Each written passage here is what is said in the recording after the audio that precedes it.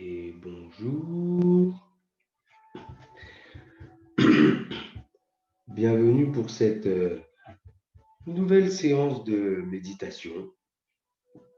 Alors aujourd'hui, on va encore explorer, je dirais, une nouvelle... comment je pourrais dire? Un nouvel angle, voilà, j'ai trouvé le mot. Un nouvel angle de la méditation pleine conscience. C'est-à-dire que ce que j'essaie vraiment de faire passer comme message, c'est que dans la plupart des méditations que l'on voit, généralement, c'est quelque chose de très structuré. On prend une certaine posture, il y a une certaine ambiance. Moi, la méditation, je la vois comme une trousse de secours au quotidien pour dédramatiser des situations, faire face à certaines situations et, euh, et que ça soit une boîte à outils où on va piocher. Ah oui, ça, je l'avais vu, ça avait bien marché pour moi. Ça peut marcher une fois, ça peut moins marcher une autre fois. Et par voie de conséquence, eh ben, on n'est pas assez armé. C'est-à-dire que dans les méditations dites conventionnelles, qui sont très bien, hein, et que je vous invite à pratiquer, ce n'est pas mon propos, mais ça existe déjà. Allez piocher, il existe plein de choses. Moi, j'essaye à travers ce cours d'amener autre chose, d'aller chercher autre chose au travers de mes lectures et surtout, une fois de plus, vous donner un côté pratique et utile à la méditation et pas en faire quelque chose d'assez lointain ou d'exotique même pour certains. Voilà. C'est accessible à tout le monde et ça doit servir au quotidien. Alors aujourd'hui, je vous propose de pratiquer soit assis, soit de vous allonger confortablement. D'accord? Mais avant de vous allonger, si vous décidez de le faire allonger, prenez la posture assise et voilà. Commencez à expirer. Alors, si vous êtes assis sur une chaise comme moi aujourd'hui, les mains, paume de main sur les genoux, voilà. Et en ayant le bout des doigts sur les rotules, on tracte légèrement pour se grandir et on rentre le menton. J'appelle le mouvement de la poule. Voilà. Comme si vous alliez picorer, mais vous rentrez, sans fermer la glotte, bien évidemment. C'est pour étirer un peu plus les cervicales. Voilà. Fermez les yeux et tout en vous laissant bercer par la musique, revenez simplement à votre respiration. Une respiration qui va devenir 100% nasale et abdominale pour activer le système nerveux parasympathique. J'inspire, le ventre se gonfle. J'expire, le ventre se dégonfle.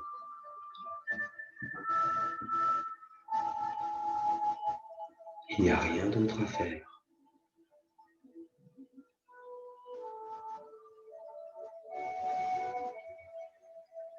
J'inspire et j'expire, tout simplement.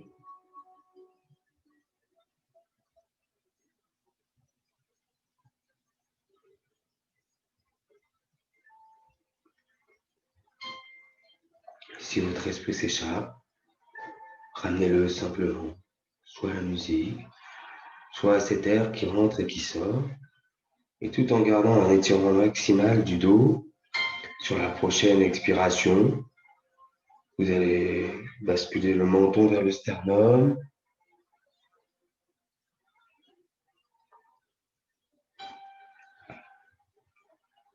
Et vous rentrez encore un peu plus le menton vers la glotte pour étirer bien les cervicales. Laissez bien tomber la tête. Gardez bien votre verticalité au niveau du dos. J'inspire, je redresse. J'expire, je bascule la tête vers l'arrière. Je libère la mâchoire inférieure. Alors vous la bougez de gauche à droite. Vous avancez, vous l'ouvrez grand. Libérez cette zone généralement qui est, quand on est tendu ou qu'on va aborder un événement, on a tendance à serrer. Donc c'est important de libérer.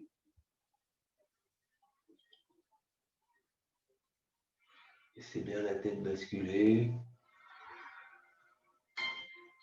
J'inspire, je rentre. J'expire, rotation de la tête à gauche, tout en douceur. Alors, ces petits étirements sont pour moi plutôt une mise en bouche à la méditation pour libérer les tensions du corps et surtout placer l'esprit. Voilà. Au fur et à mesure qu'on s'étire, on referme le couvercle de la pression au niveau du cerveau, on se libère de ses obligations. J'inspire, je redresse et on se place mentalement. J'expire à droite. Voilà, dans un esprit d'ouverture, de découverte pour aborder la méditation le plus simplement possible et le plus sereinement possible.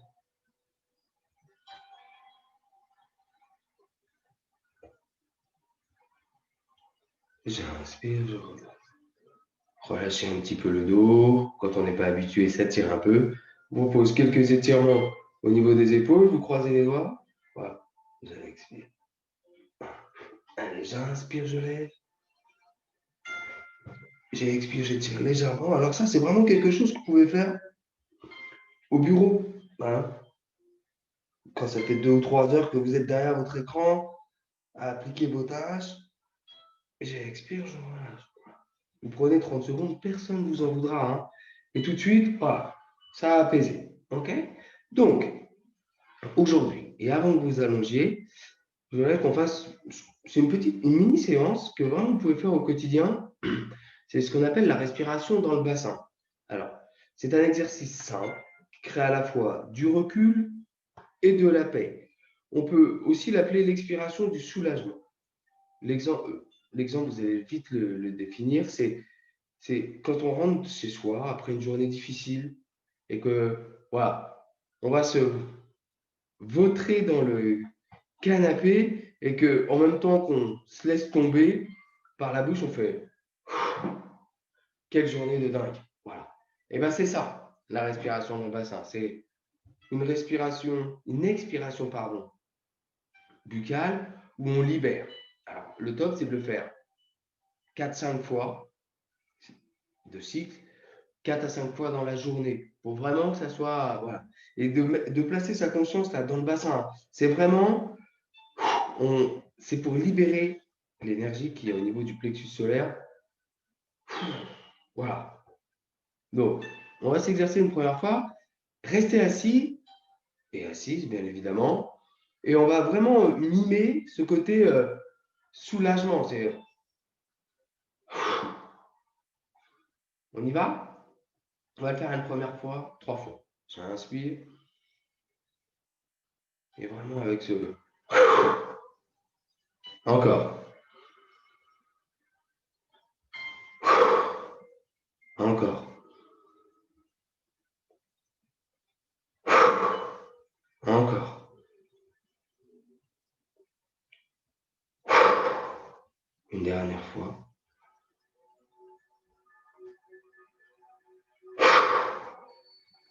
Et on relâche. Alors la première fois, peut-être qu'on a du mal à ressentir le bienfait, mais c'est relativement vite perceptible. Hein. Je vous propose maintenant de vous allonger ou de rester assis et de prendre la position assise. Alors, j'aime bien les mains en opposition comme ça, posées dans le creux voilà, des cuisses. Et si vous allongez, ramenez bien le ventre au sternum, paume de main vers le ciel. Voilà, je vous laisse vous placer. Aujourd'hui, en termes de pleine conscience, on va parler de la colère. Voilà. On va essayer d'apprivoiser la colère. Alors, pendant toute la partie où je vais, on va dire, dicter, hein, comme vous le savez, le but, c'est d'aller chercher les infos là où elles se trouvent et je pioche des exemples dans des livres.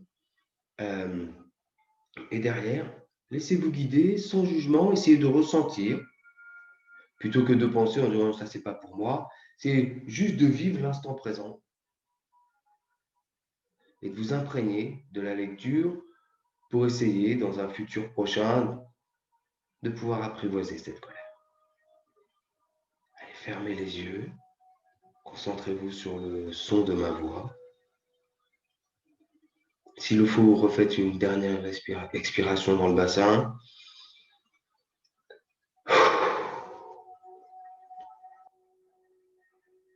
Fermez les écoutilles. Plus rien ne peut venir perturber votre mental et vivez vraiment cette séance en pleine conscience. Commençons par définir ce qu'est la colère. C'est une forte aversion envers quelque chose ou quelqu'un que nous considérons comme menaçant. Dans le bouddhisme, elle est décrite comme la plus extrême des forces négatives. Elle peut être considérée comme une réaction défensive à une menace envers notre ego, lorsqu'une personne a un comportement qui menace la survie de cette entité qui siège au plus profond de nous. La colère défend l'existence de ce moi. Quel est son impact sur notre corps? Elle active ce que les scientifiques appellent la réponse combat-fuite, qui libère un cocktail d'hormones qui est en trop grande quantité, ne font aucun bien, comme le cortisol, l'hormone du stress ou la testostérone. Elle libère aussi une grande quantité d'énergie qui met tout notre corps en tension, accélère notre rythme cardiaque et augmente notre pression artérielle. Quelles peuvent être les conséquences sur notre vie? Le Dalai Lama considère la colère comme notre pire ennemi, car elle est l'émotion qui trouble le plus de notre paix intérieure. Un esprit envahi par la colère perd sa lucidité. Il est soumis à l'agitation mentale et s'identifie complètement à son flot de pensées négatives. Quelle autre émotion peut-elle engendrer? La colère crée les conditions favorables à l'apparition d'émotions négatives comme la jalousie, la haine, le mépris, l'arrogance et l'indifférence. La méditation peut nous aider car elle consiste principalement à transformer notre vision de la réalité, car c'est à travers notre esprit que nous faisons l'expérience du monde. Si nous apprenons à garder notre esprit calme face aux aléas de la vie, alors nous transformons notre expérience. De la pratique, nous apprenons à observer ce qu'il se passe en nous comme témoins. Cela signifie que nous ne sommes plus dans une réaction compulsive. Lorsque la colère apparaît en nous, il est alors tout à fait possible de rester calme et de l'observer plutôt que d'y réagir. Par ailleurs, la pratique régulière nous permet de développer la compassion, l'amour altruiste, la bienveillance et le comportement qui remplace peu à peu les états colériques et négatifs. Est-on responsable de sa colère? La colère apparaît dans notre esprit pour défendre nos positions, nos valeurs et nos croyances. Nous pourrions penser que ce sont les autres qui déclenchent la colère en nous, par leur agissement malveillant, mais en réalité, personne ne peut nous forcer à éprouver une émotion, aussi bien la joie que la colère. Lorsque les autres ont des comportements négatifs envers nous, nous attendons d'eux qu'ils prennent leurs responsabilités et assument leurs actes. Ce serait donc un immense mépris que de penser que nous ne devons pas en faire de même. Est-ce possible de ne plus la ressentir? La colère est une réaction primaire. Chercher à ne plus la ressentir est une illusion. Tant que nous sommes en vie, il arrivera que l'environnement autour de nous déclenche des réactions impliquant la colère. En revanche, il est tout à fait possible d'apprendre à la ressentir sans y réagir violemment. Pour s'en détacher, il faut être conscient qu'elle n'apporte rien de bon pour nous et notre entourage. Pour cela, il nous suffit d'analyser objectivement les résultats d'une crise de colère et ses impacts à la fois sur notre corps, notre esprit et nos relations. Il paraît ensuite tout à fait logique d'apprendre à l'apprivoiser. En quoi cette colère peut être une émotion positive? Nous percevons la colère comme un fardeau, à juste titre puisqu'elle nuit à la paix de notre esprit. Cependant, vue sous un autre angle, chaque crise de colère est une opportunité de pratiquer la patience, la compassion, etc. Elle permet donc d'approfondir notre pratique. Et si l'on considère la colère comme un indicateur de notre condition mentale, alors elle peut être notre plus grand maître spirituel.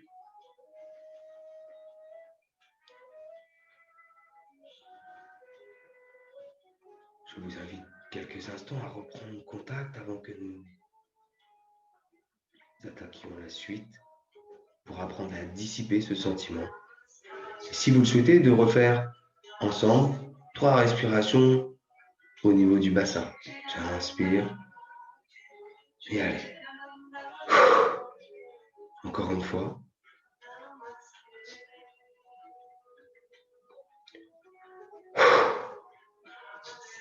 Et une dernière fois.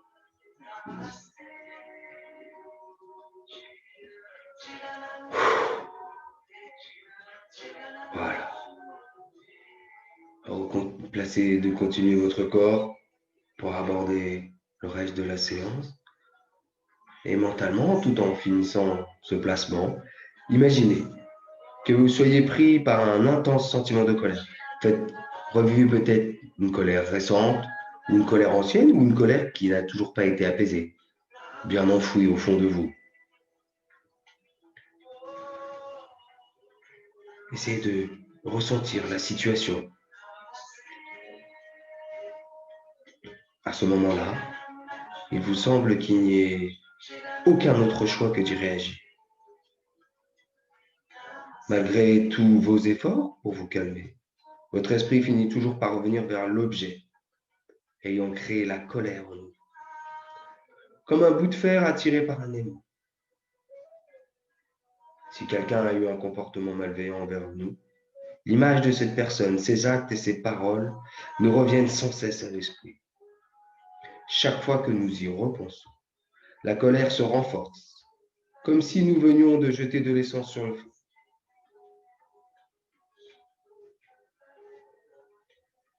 Laissez revenir ce sentiment de colère envers peut-être cette personne, une situation, quelque chose que vous ressassez. Faites-la revenir, n'en ayez pas peur. On va essayer ensemble de la dissiper, ou au moins de vous donner les armes pour la dissiper.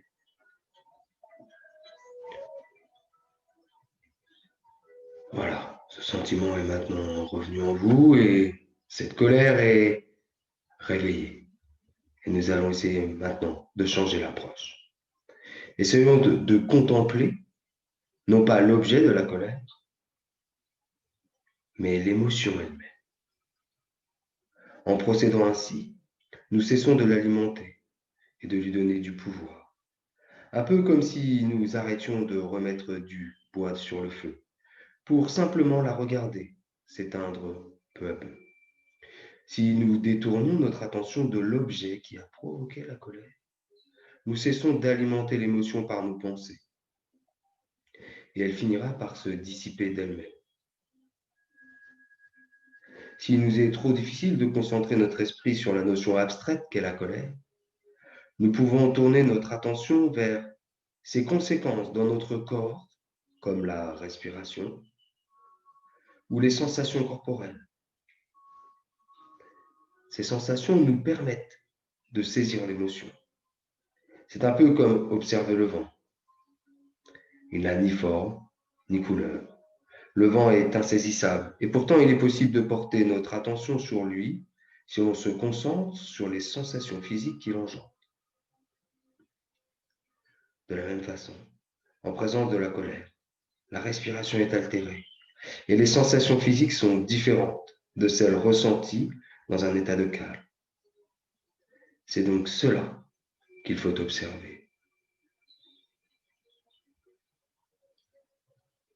S'il nous semble que nous avons envie de crier, observons cette sensation. Si nous voulons frapper quelque chose, observons cette compulsion. À chaque fois que l'on surprendra notre esprit à revenir vers l'objet de la colère, faisons l'effort de ramener notre attention sur la respiration ou les sensations physiques jusqu'à la moindre parcelle de colère soit en nous dissipée. Nous pouvons alors prendre quelques respirations et revenir à nos occupations.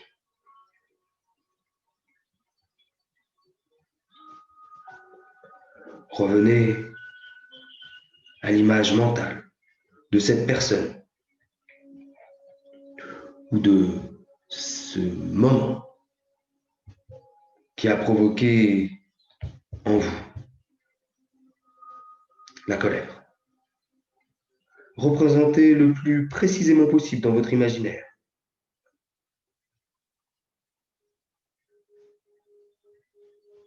Cette colère, ce moment, cette personne.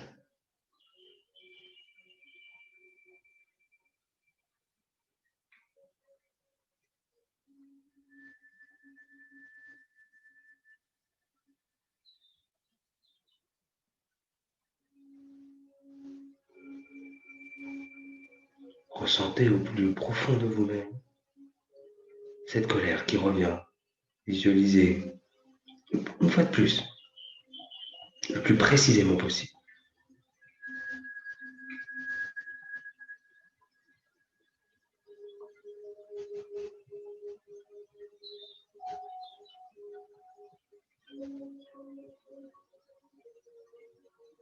Puis, accordons-nous alors un moment de présence et ayons la sagesse de comprendre que leur conduite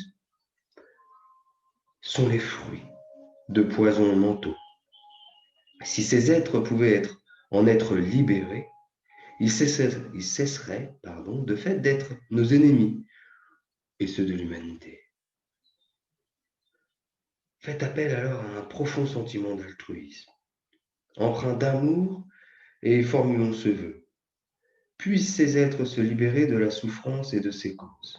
Puisse la haine, la jalousie, l'avidité, l'arrogance, le mépris et l'indifférence être remplacés pour faire place à l'amour altruiste, au contentement, à la modestie, la sollicitude, la générosité et la sympathie. Ressentons maintenant un intense sentiment de bienveillance nous envahir et imprégner tout notre esprit. Ce n'est pas un exercice facile, je le conçois. Aujourd'hui, c'est peut-être la première fois que vous pratiquez. Ne vous en voulez pas. Essayez sincèrement de ressentir de la bienveillance envers cette personne qui vous a mis en colère. En visualisant qu'elle aussi est soumise à des pressions. Analysez sans jugement et avec toute la bienveillance possible pour retourner ce sentiment de colère. Si cela est trop difficile, refaites la respiration du bassin. Évacuez-la et essayez le plus sincèrement possible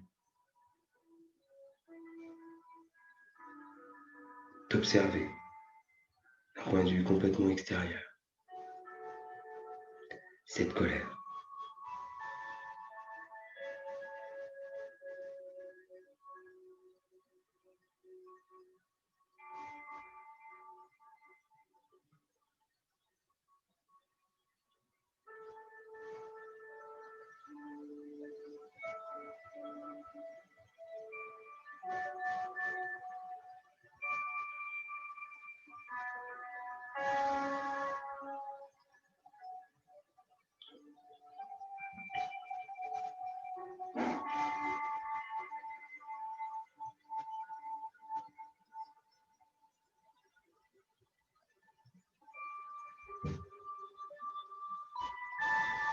Puis, simplement, revenez à votre corps physique pour l'englober de cette bienveillance.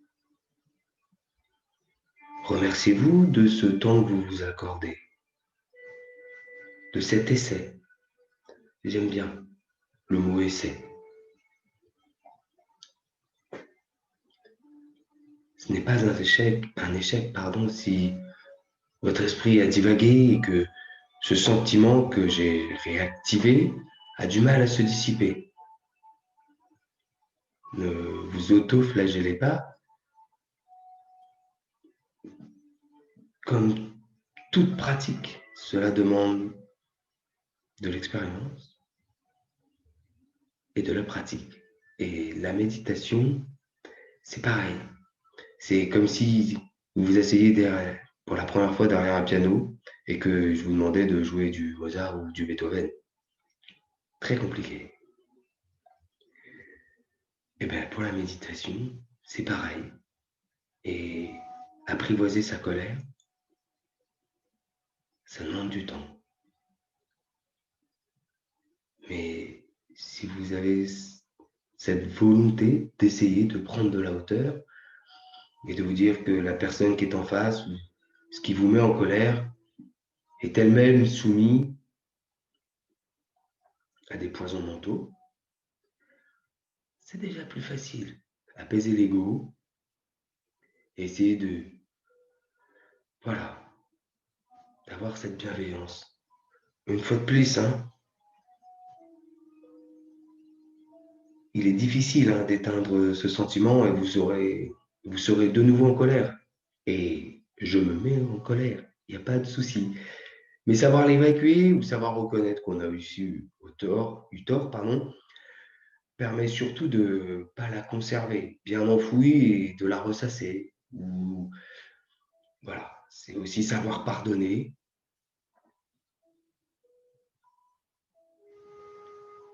C'est ça, le chemin de la méditation. Il faut que cela devienne actif dans votre vie quotidienne et que ces moments que vous vous accordez vous transforment et transforment votre environnement. On dit qu'un sourire est contagieux, eh bien, il en est pareil qu'une personne apaisée. Si vous réagissez plus aux attaques des autres par la colère, par eux-mêmes, ils s'apaiseront. Et en tant que potentiel parent, vous le savez, plus vous criez, plus ça crie. Et quand quelqu'un parle fort, plus vous parlez doucement et plus ça s'apaise. Alors, vient cette notion d'altruisme en disant oui, mais pourquoi c'est moi qui devrais faire l'effort?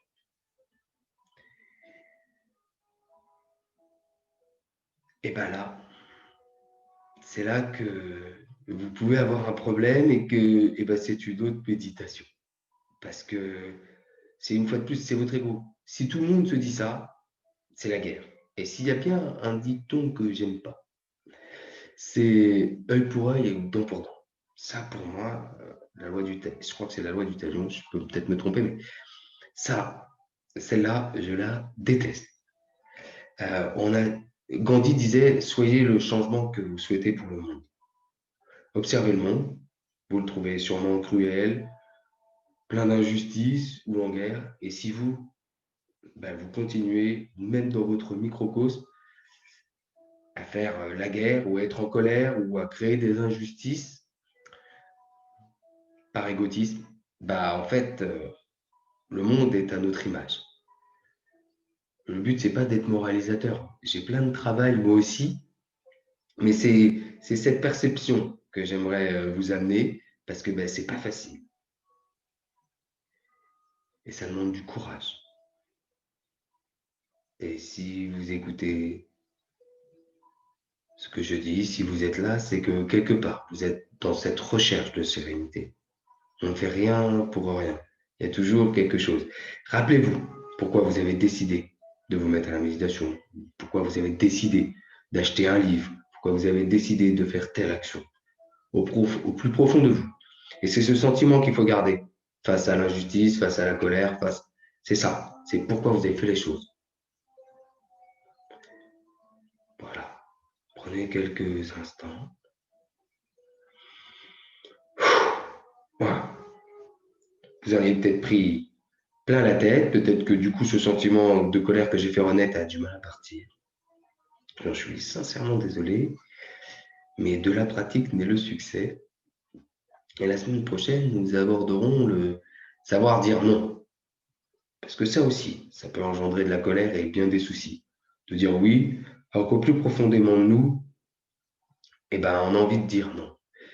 Et une fois de plus, c'est souvent par peur de déplaire ou, pardon. Oui, il y a souvent, c'est égotique, une fois de plus. C'est mais pour qui je vais passer? On va me traiter d'égoïste. Voilà, c'est souvent ça. Ok? Eh bien, écoutez, je vous invite quelques instants à écouter cette douce mélodie, d'évacuer ce qui vient d'être dit. Laissez, le subconscient va travailler pour nous et calmement, revenez à cette respiration 100% nasale et 100% abdominale.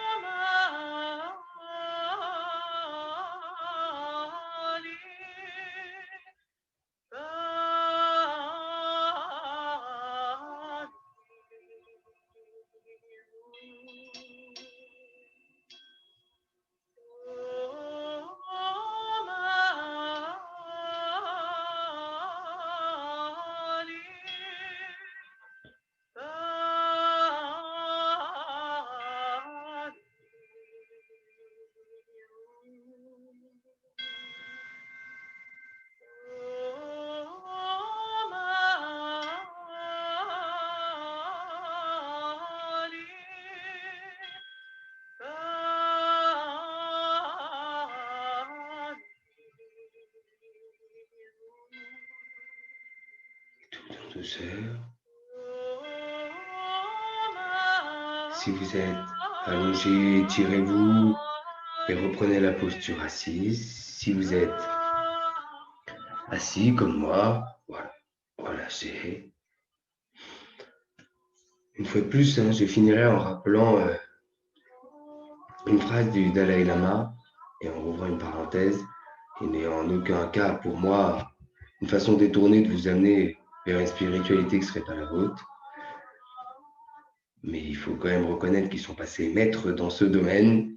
Le Dalai Lama disait qu'il faut mieux pratiquer 4-5 minutes 5 fois par jour qu'essayer de le faire pendant 1 heure mal.